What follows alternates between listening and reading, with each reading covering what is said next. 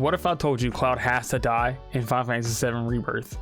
So before we get into that, one, there will be spoilers in this video for the story of OG FF7 and FF7, and there is in this article I'm about to go over, there is some mention of spoilers for Final Fantasy 13 and Final Fantasy 16, so be aware of that. And two, if you like this kind of content of theories and just kind of reading over some articles about Final Fantasy 7 and me giving my thoughts, be sure to like and subscribe to the channel. I'll be talking about and covering a lot of Final Fantasy stuff, mostly Rebirth at the moment, along with some other JRPG games going forward. Grand Blue Fantasy Relink, to name one of them. But without further ado, let's get into this article I found from Kotaku that was released just a couple days ago. This says that forgotten Sephiroth lore could reveal FF7 Rebirth's tragic twist. This is a pretty long article, so bear with me. There's going to be a lot of reading, and hopefully I can make this kind of fun. And I just kind of wanted, this is a pretty popular theory, I'm pretty sure. I've heard this before, and I also kind of agree with it, and I've thought this as well. So this article says, death and sacrifice are as fundamental to Final Fantasy as chocobos, moogles, and gruff guys named Sid. With the death of key character at the end of Final Fantasy VII Disc 1, the series sets a heartbreaking trend for many installments that follow. That'll likely be the same with the upcoming FF7 Rebirth, but there's plenty of evidence within a wider lore to suggest that another character is destined to perish this time around.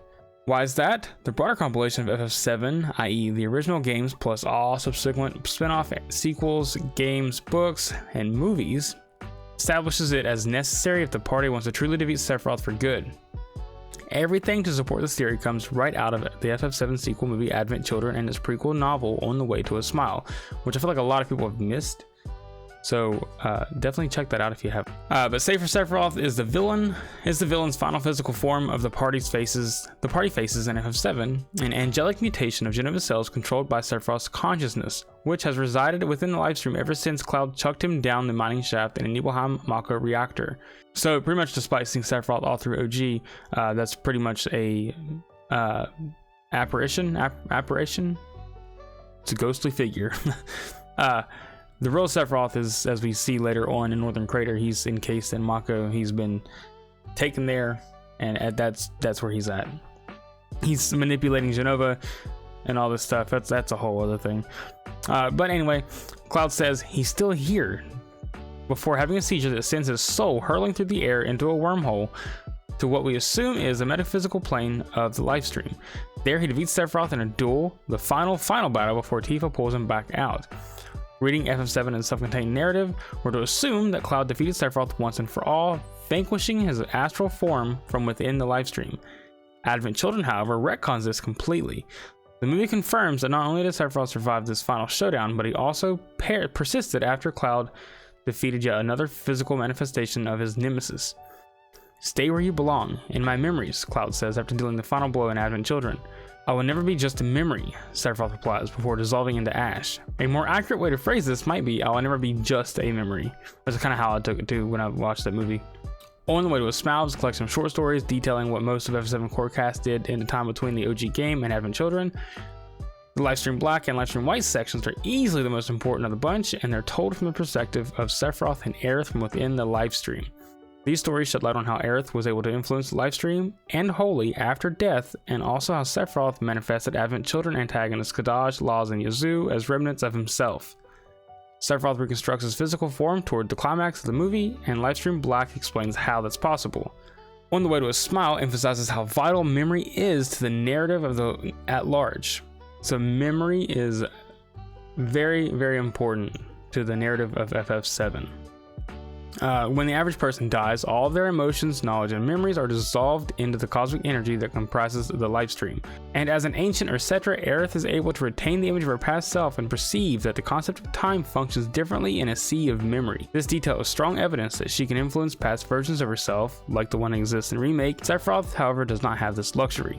So the way I take this is because he is able to, he's strong enough, obviously, to live in the livestream and not like be sucked in and whatever, because I believe he gives away, like, he sheds parts of himself.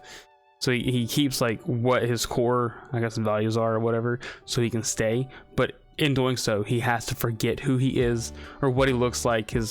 his form and stuff. So it's more like just his will, I guess, or his anger or grudge or resentment toward Cloud and everything like that. That way he can persist and come back later. Again, this article talks about that down the line. But because Aiths is an ancient, she's able to just,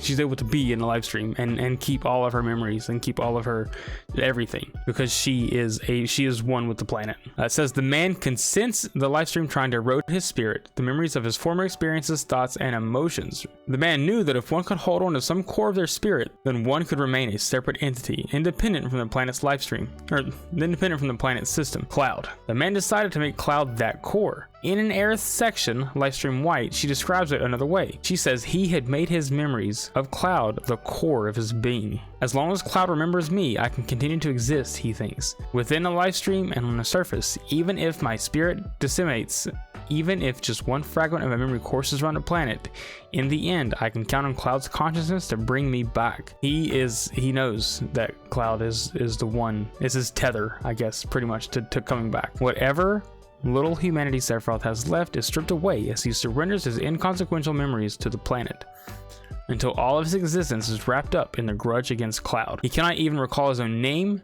or face, and is not able to produce an image of himself. This may explain why Kadaj, Laz, and Yuzu have Sephiroth's power and hair color, but look totally different. As my servants are looking for Mother, if they come across someone who knows me, then from that spirit I can learn who I once was, he says. And with Mother's further assistance, I can become fully real. Even if there's something lacking, it doesn't matter. Cloud will make me complete. Because he's bound to Cloud specifically, he cannot just latch on to somebody else's memory of Sephiroth. As long as Cloud remembers Sephiroth, he will always subsist within the live stream. That means the only way to truly defeat Sephiroth is for Cloud to die. Given all the emphasis on defying fate and forging a new destiny in a remake story, it seems likely that FF7 Rebirth will be more or less the general plot of the original. A popular fan theory circulating since remake argues Aiths will survive beyond the Forgotten City. That's absolutely plausible, but whether Cloud dies instead of Aiths in that iconic scene, or if it happens later in the third game, it all seems too inevitable. I don't think that Cloud will die there. I mean, he might die there, but I don't think he's going to replace Aiths. I fully believe that Aiths knows she has to perish still, and I still think that that still will happen the same, or not the same. Like, it could play out differently, but I still feel like she's a goner. Like, I think that's inevitable. Most modern FF games eventually see the hero make the ultimate sacrifice. FF10 ends with the reveal that Tidus was a dream all along, and he fades from existence. All sorts of shenanigans happen to Lightning in FF13 Saga. She's erased from existence and later slumbers for 5 centuries in a crystal stasis. Both FF15 and FF16 end with the main protagonist sacrificing themselves to save the world. Final Fantasy has a morbid obsession with killing its darlings, one you can trace all the way back to the earliest days of the series. Think back to Sephiroth's words at the end of FF7 Remake, at the edge of creation, when he mentions 7 seconds till the end. Contextually, this suggests that Cloud has to make a critical choice in that very moment. But some eagle-eyed theorists have pointed out in that cutscene where Sephiroth impels Aiths, it takes him exactly 7 seconds to descend upon her. Is that the amount of time Cloud has to push her out of the way and take the deadly blow himself? I doubt it. I really don't think so. Maybe. I think the 7 seconds pertains to something else, but we'll see. We will see. When the party stands on a precipice heading into FF7 Remake's final battle against the Whispers, Aiths hesitates. If we do, we'll be changing more than ourselves. We'll be changing more than fate itself, she says. If we succeed, if we win, we'll be changing ourselves. I guess maybe that's why I hesitated. Why is she so wishy-washy here? Surely changing her own fate could only be a good thing. Various cryptic lines hint that Remake Aiths has some knowledge of the future. That knowledge could be coming from the version of herself within the live stream, as On the Way to a Smile suggests. I think we are definitely getting parts of Aiths from the live stream, because her demeanor in that time, and that her demeanor from the garden area in her house, where you can get the scenes with either Aiths, Barrett, or Tifa. The Aiths we get there is also, her demeanor is very different as well. So I think that could be live stream Aiths or OG FF7 Aiths, giving us little hints and stuff. Aiths knows that can either preserve the original timeline leading to her death, or venture into an unknown future where someone else may have to die, or someone with her will have to die. Not at the same time, but along with her. That would give Aiths' line in the garden a new double meaning. Whatever happens, you can't fall in love with me. One of them may have to go either way.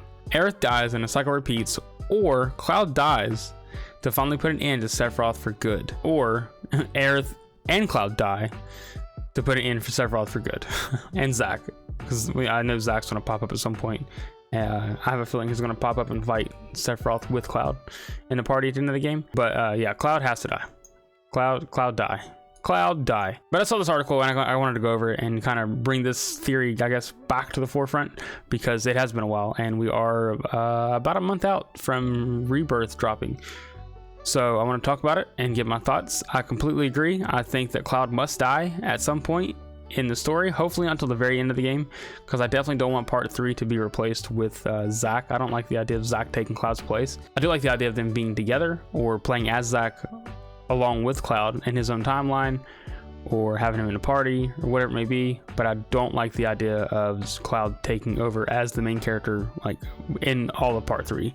So I hope Cloud doesn't die until the end, but I definitely feel like he has to die at some point, or they find a way to like Men in Black him and erase his memory so he forgets who Sephiroth is. You know, they could do that. They could just give him a concussion, maybe. I don't know. There's got to be ways we can go about doing this and not having Cloud die, maybe, hopefully, perhaps.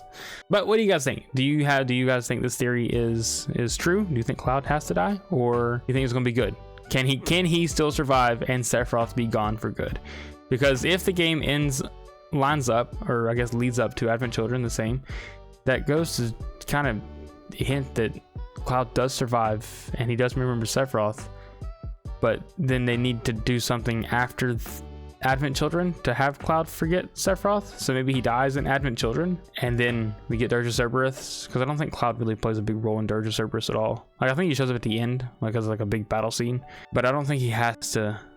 He could die at the end of Advent Children. They could you know, retcon that or change that a little bit. But for more content like this, for more FF7 discussions, be sure to like and subscribe. I love reading things like this and kind of going over them with you guys, so this is fun. Get your brain thinking a little bit. Appreciate you watching, appreciate you hanging out, and I'll see you guys next video. Peace.